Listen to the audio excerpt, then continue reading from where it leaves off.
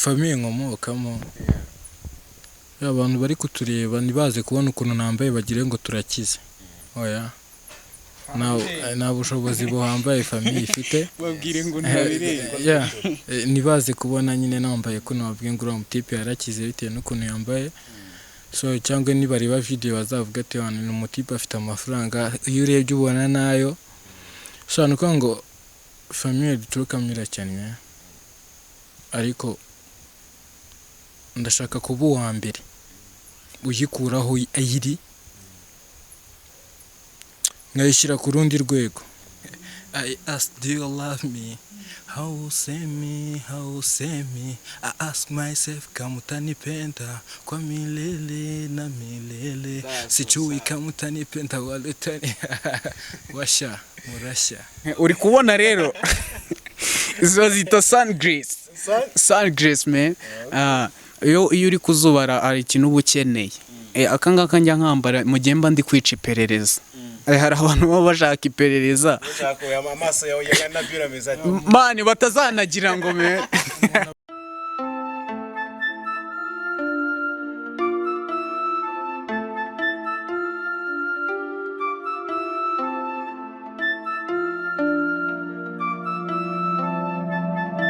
Back with another bang of beat.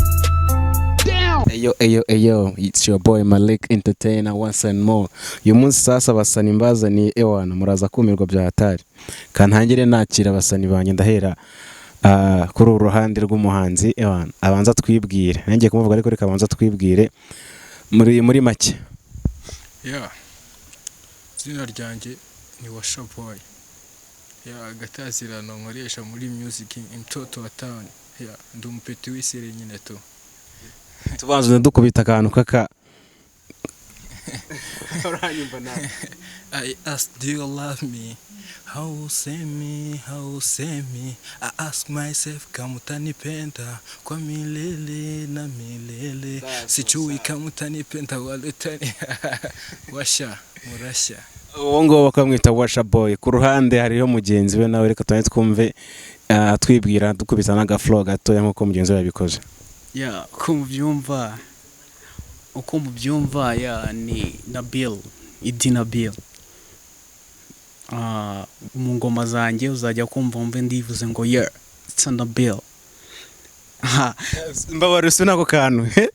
Uzajya kumva mve ngo ndavuze ngo it's Nabir. Of course. Rero nanjye nkora umuziki, nkunda Olenga TV cyane. Nkunda Olenga TV kuko ari umurongo nigeze kurasa ubushize mvuga ku Wasafi kora umuti na Bilo Lenga padabandi turi mu kazi. Abo bandi yari nje na Washa Boy twari twamanutse, Olenga ari inyuma y'igikoresho ari kudukurikirana neza cyane. Kukajyanye na freestyle ndagwa freestyle y'ingoma nshyashya tugiye gushira hanze vuba ngaha. Yitwa Don't Leave Man. Iyi ngoma nashaka tuze kuyivugaho mu kanya gato, ariko ndashaka kwanza ubanze unkubitire hari ingoma yanyu mwigeze kwana muri babiri abantu barayikunze bya hatari. Ndagira ngo ubanze udukubitira aga freestyle nimba ubyibuka. Bambyibuka neza cyane. Okay, kanguheho gato wumve sibyo. Wasafi kora umuti na Bilo Lenga padabandi turi mu kazi, tapiyo gucira umukuci, tumeneka imijyi ngukorera imuti. Kabisa. Hanyuma tugarutse kuri Washa Boy, ndagira ngo banze umbwire kwanza izina Washa Boy ryaje gute, warikuye hehe? No kuvuga ngo ubundi umusani n'ubuvanganzo tu artist uba ugomba guhimba wenda ikintu kitahari kugira ngo urebe ukuntu abantu bagikurikirana. Sinzi ukuntu nari nicaye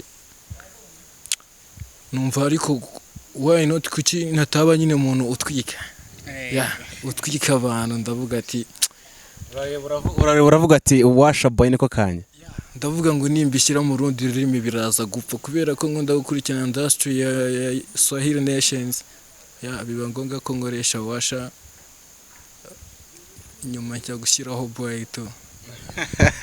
Washa Boy kabona babwiye ko ari umuswahili. Hanyuma nsanzwe nzi Washa Boy ariko nsanzwe nzi n'indirimbo mwakoranye muri babiri.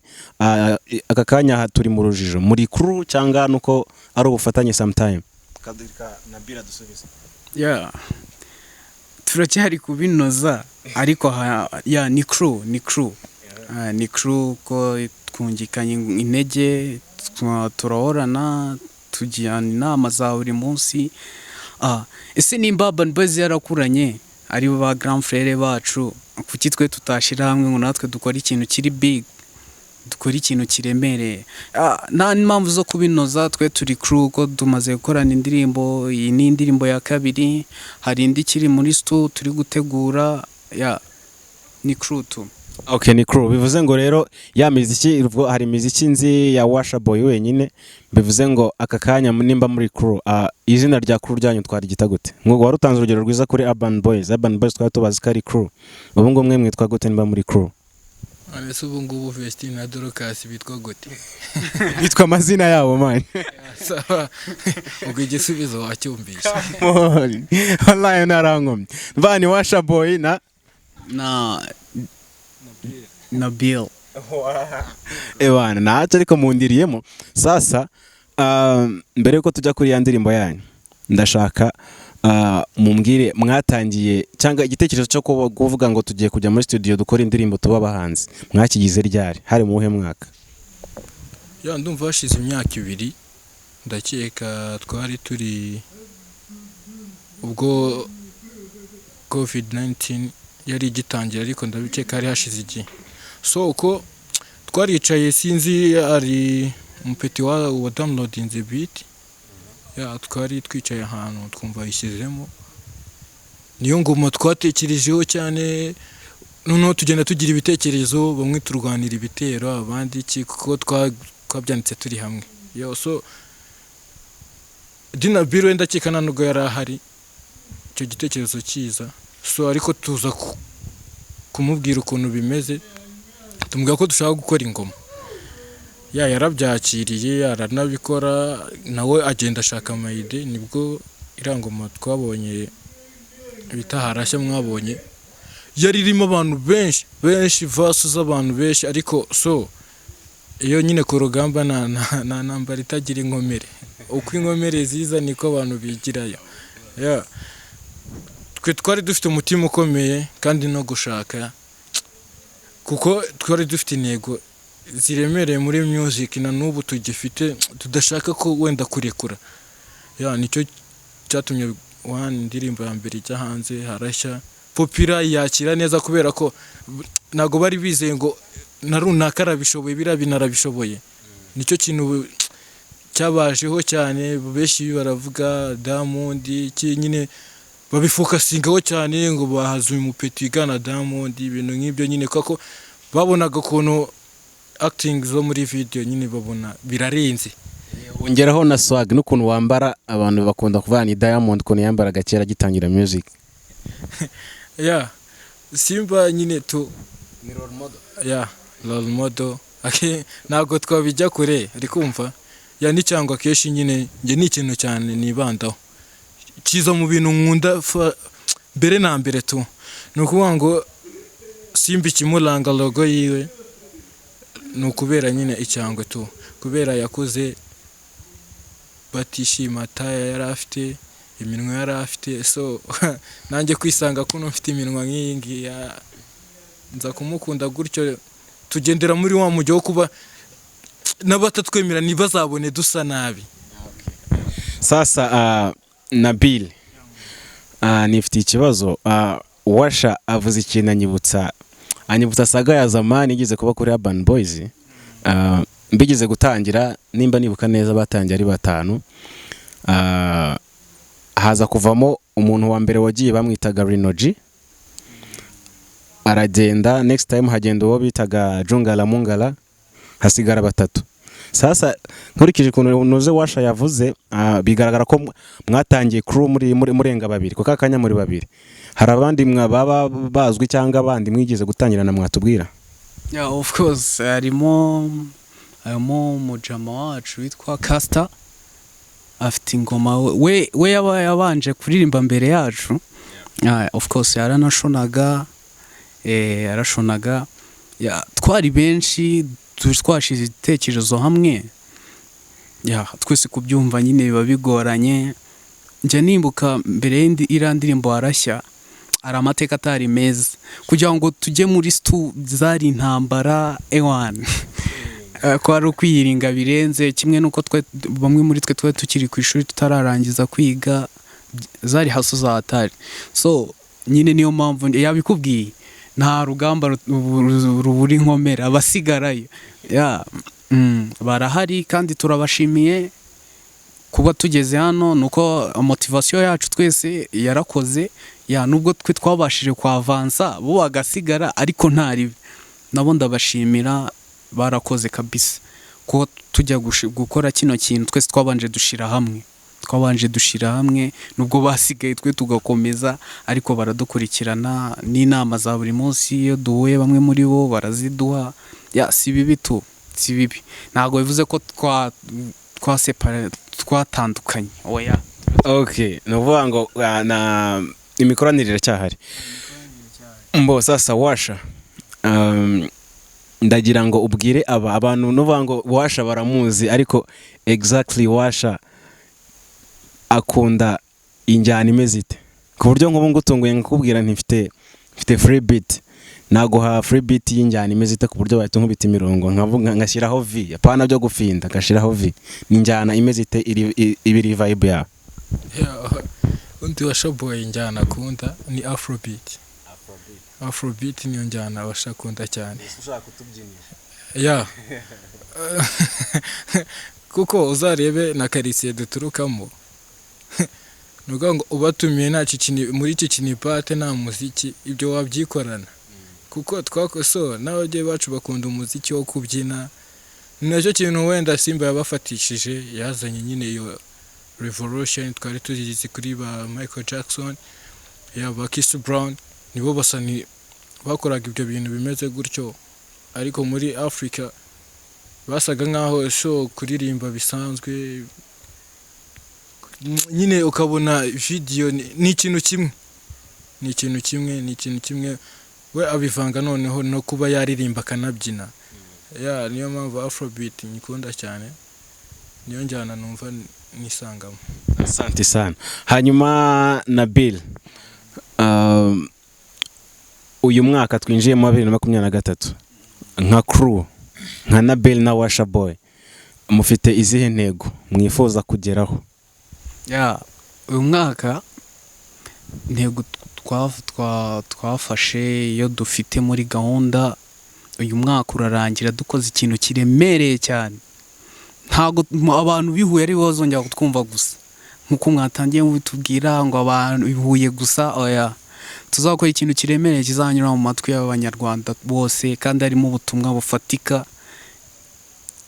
ubundi ndashaka sinzi ukuntu nabikubwira kizaba kiremereye kizaba kiremereye kandi nyine ndabizi Asante sana. Ntago ariko akundi rana abahanzi iyo mubajije ikibazo nk'icyo ahita akubwira ngo mfite project nyinshi muri studio ndi gukora ibintu byinshi bitandukanye. So twikizere ko mugiye kudusohorera imizigo irenze nk'itatu muri uyu mwaka. Sure. Nose ibijyanye na video production kuko hani Huye nta TV tuzi hari uretse zino zo ku YouTube channel muteganya music yanyu kuyitangaza cyangwa kuyikora promotion ku ma TV mujya mubitegura? No kuvuga ngo kugira ngo gafatwe no kunyura kuri izo TV ariko TV nyine biterwa n'icyo yijyanyeho ntago ujyana ikintu kiraho nikibe giteguye nukuvuga ngo video igiye kujya hanze no kuri Trace Urban murayibona Trace Music iyo ngoma igomba kuzaho kuko nukuvuga ngo ishusho ifite mwana usibye bakeni ba director nyine babandi bari international nibo barikora. So ni natwe abahanzi wenda tuvuge ba BTR ntago ari igikabyo bagiye gusohora ishusho rirenze mu gihe wenda twabaga tubisi kuri Urban Boys kintu twabaga tubitezeho n'ishusho rirenze ariko right now Washa Boy na Nabir ishusho bazanye nuko ryakiriza ibiganza byombi. Kadutegereze. Hanyuma na Nabir ndashaka umbwire nabahe ba director babiri ndakubaza mu Rwanda no mu Burundi nabahe ba director babiri ubona kuva mu mpera z'umwaka ushize no mu ntangiriro z'uyu ubona bari gukora ibintu birenze ku buryo uvuga ngo nitugafata cyangwa nitumara gutera intambwe uyu mu director nabagikora nk'ibyo ari gukora ubu dushobora kuzamwa approaching akadukorera cyakora cyo reka mubwire director God nimburi no kundeba God ndashaka ko umunsi umwe projet yanjye uzayifate mu biganza. Of course God arankoma mu buzima busanzwe nanjye ndi umphotographer videographer. God niwe mfatiraho utuntu tumwe na tumwe hari utwo mwigiraho. God nyine ndamukunda. Kabiri Sami Switch umuntu directinga Chrisizi kuriya Chrisiza kitwara kuriya much respect. Nibone mu Burundi ntago nkunda kubakurikirana cyane ndi concentrate nabo ngabo ko niyo nkurikirana umunsi ku wundi akantu bakoze ndabafollowinga. Abo niyo mbasho nyine kukurikirana neza cyane aho mu Rwanda. Ndabakunda nyine nibo mbona one day. Asante sana. Hanyuma Washa Boy hari no musi nifuje kuza kubaza ikibazo ku mbuga kuri Twitter hamaze igihe trendinga abantu urabona Yago dusanga tumuzi nk'umunyamakuru umu entertainer but uko bigaragara yinjiye muri career yo kuba umuhanzi. Feedback abantu bamuha ntago ngiye sindi bujye kuri imbaga cyangwa ngo mbeshye nje niko nkora. Abantu benshi ntago bishimira music ya Yago. Ndagira ngo wowe nk'umuhanzi utubabarire udusobanurire uko ubibona ni iyihe ni iki kibazo cyangwa se ni iki ubona Yago adakora cyangwa se ni iyihe mpamvu abantu benshi bubona batakira neza umuziki wa Yago. Ari kuba ikintu cya mbere kiba kuri Yago ari ukuba ukunda ikintu ariko utagishoboye ugikunda sibyo ntago biba bivuze ko icyo kintu cyose ukunda ariko kizaguhira sibyo ntago aba ariko biba bimeze mu buzima. Twe turapanga nk'abantu ariko nyine nyamukuru aba ari Nyagasani niyo uvuga ngo iki kibe kikaba. Ni ukuvuga ngo Yago we yakunze umuziki bitewe wenda n'intera yari amaze kugeraho yumva ngo niko bizagenda nk'uko byari bimeze mu bunyamakuru. Bigenze uko nguko nana blaming abantu bari kumublaminga cyane baba bafite uburenganzira bubiri bwo kumwumva cyangwa kutamwumva. Nibyo abantu bo ubwabo nikuvuga ngo umuntu nakubwira iki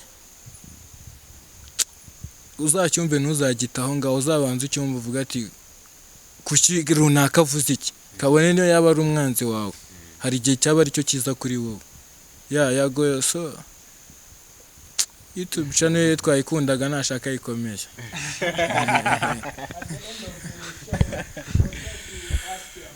Oh my God. Sasa urakoze cyane. Ngewe nkanje Yago nyine music akora impamvu nari kubajije nagira ngo numve feedback yawe. Hari n'ubundi yakira comment nziza akakira comment mbi. Nuvuga ngo icyo bivuze birashoboka ko nubundi abamubwira ngo apowe cyangwa music ayireke bamudissinga bamukora ibiki n'ibiki ariko barakubwira ngo ni song hit after hit. Nabir indirimbo za Yago zimaze kuba 3 ya nyuma yo gukora yitwa Swing. Muri izo 3 ubona hit ari yihe wowe ubibitewe n'ubumenyi ufite kuri hit? Uziyihe? Imwe nizo yari arimo harya ngo suwejo iyo niyo nzi kabisa. Washa Boy wowe uzizihe? Nakubeshye nzi suwejo na rata. Hanyuma ubwo muri suwejo na rata ubwo wowe ubwo so weje ubwo niyo wafata nka hit ndetse wowe ni hit cyangwa ni indirimbo isanzwe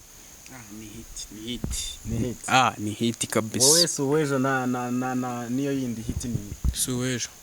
okay se urumva ko yago nubwo tumucira akarutega n'ibindi ariko ebana so wejo ntago dushidikanya kari hit rero urumva mu gihe tubwira ngo hit after hit izindi ebana yagongewe keep pushing mbo dukomeza no ku basore banje ariko babanze baduha amazi tumwe wana ndabeshya cyangwa murayampa nyuma man kubera ukuntu mbabona na swegi ndumva mu muhogo ntangiye gushaka amazi urayangoyo ntariba amazi. Okay mbo nagira ngo mbabaze mufite management cyangwa muri korera muracyari kwifasha? turahinga tukisarurira turi twimenyera ibyacu nta management no kwihiringa nta management guys. Okay none se Washa mwifuza umuntu waba approaching akabaha management cyangwa akabafasha? Nta muntu utifuza support. Ikintu cya mbere cyo iyo ufite umuntu ukureberera biba bitandukanye nuko wowe ubyikorera. Ni ukuvuga ngo njyewe aka kanya uko izina Washa Boy barizi sho ryakagombye kuba riri wenda nza kuba mfite umuntu ndeberera. So kubera ko ndi umwe imbaraga ziracika ariko ko araho shaka kugera nanone nkaguma nkahatana. So aka kanya niyo Bosco bigeze kumubaza kuri TV ndi kureba TV baramubajije ngo ari aka kanya na manager wawe ninde ureberera ibikorwa cyane aravuga ngo nakagombye ari kuba ari njye ubyireberera kubera ko ari njye uzi imvune yabyo. So nanjye niko bimeze ariko nyine cyose cy'ubushobozi kirabura umuntu akagwa agahaguruka kuko so ubuzima dushaka ubuhindura tuba bandi njye nkunda kubwira abantu to nkavuga ati nago nshaka kuba wo kuba nunze umuryango ngataha nkaryama oya ndashaka why not abantu batavuga ngo kuki runaka yabaye kuriya Washa Boy wa wundi tuzi wavukiye hana kuki yabaye kuriya niyo mpamvu nagomba nyuzwe wenda naho ndi wenda nyagasana mbabare ko aho ndi nagomba nyuzwe mbashaka kugera handi hakomeye. Niyo mpamvu nkunda Diamond yanyuze mu buzima bugoye kugeza ubwo bamubajije ngo Tifa aramutse agusabye wenda Tifa aramutse abaye nk'umuhanzi wowe nka papa we wabyakira gute? Aravuga ngo nago nakifuza ko yabikora bitewe n'imvune nagize gute nahuriyemo nazo. Uri kumva? So nago izo mvune aka kanya ni uzi inyungu yazo. Ngomba kuvunika bigomba kutubaho ariko aka kanya n'uvuga ngo turamutse tubonye support nago twayanga kuko nta muntu wanga inkunga nago bibaho. So ibikenewe ariko bigomba guca muto. Aba managers ebana talent hibuye zirahari turabasabye kabisa mwa approaching abasore bacu ni Washa Boy na Nabir aho babarizwa ni Huye ndabeshya. Okay iki kibazo ndagira tujye mu buzima busanzwe muri real life.